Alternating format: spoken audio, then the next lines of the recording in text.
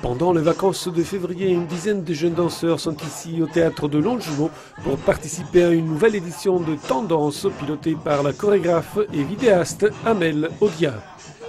Un projet en plusieurs étapes, perfectionnement technique, atelier de danse hip-hop et création d'une vidéodanse. Aujourd'hui, c'est la première étape, ambiance et témoignage. On commence par les fondamentaux.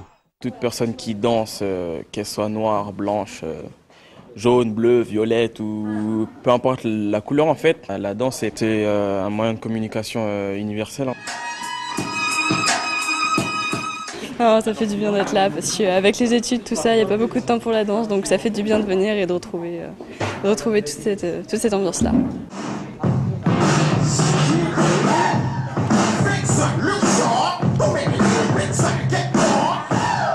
Je suis toujours intéressé par la danse, depuis que je suis petit, depuis 4 ans.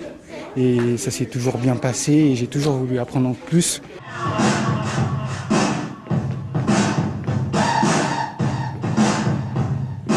Ce stage aujourd'hui, c'est juste pour avoir l'occasion de partager avec des gens qui partagent la même passion que moi. La chorégraphe guide cet atelier avec une grande passion. Ce qui m'encourage moi, c'est l'écoute qu'ils ont. Je sens qu'ils ont envie de découvrir de nouvelles choses. Ils sont à un stade où s'ils veulent vraiment progresser dans l'approche d'une gestuelle qui leur serait proche, il faut qu'ils soient ouverts à d'autres choses et pas simplement à un schéma répétitif d'une reproduction d'une gestuelle hip-hop qui existe déjà.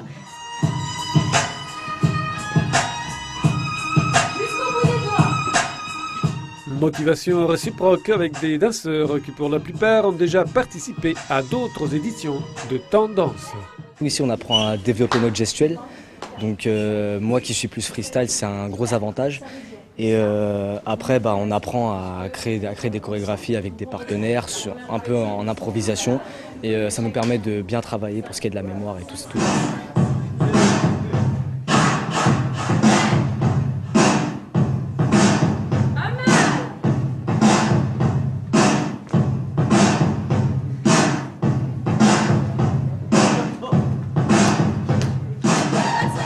On apprend à travailler avec des gens, on apprend surtout à s'intégrer dans un groupe parce qu'on a plus tendance à être très individuel en fait.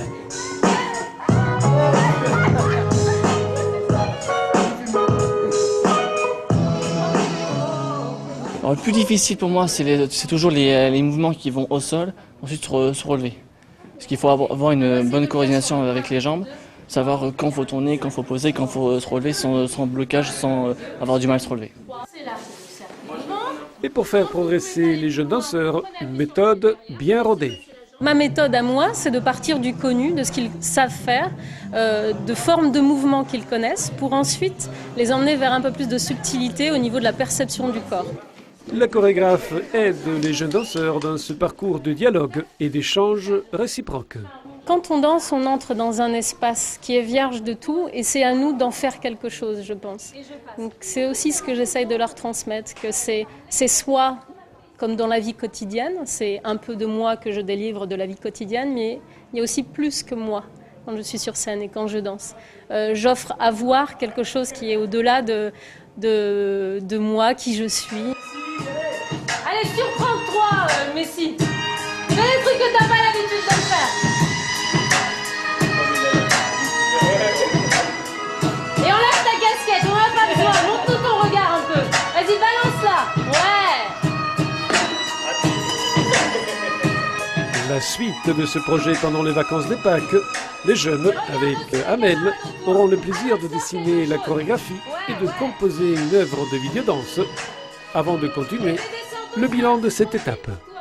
Et je trouve ça très intéressant de travailler vraiment avec quelqu'un.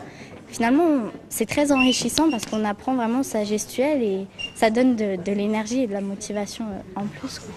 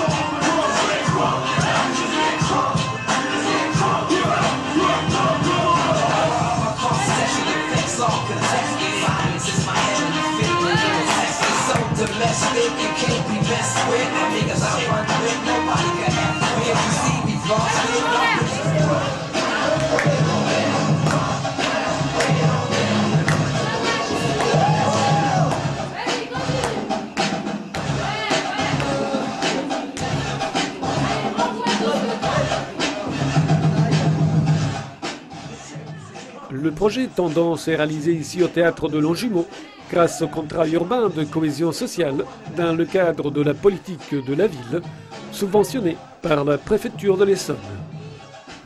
On pourra tous regarder cette vidéodanse le 14 juin lors de la Semaine de la Jeunesse de Longjumeau.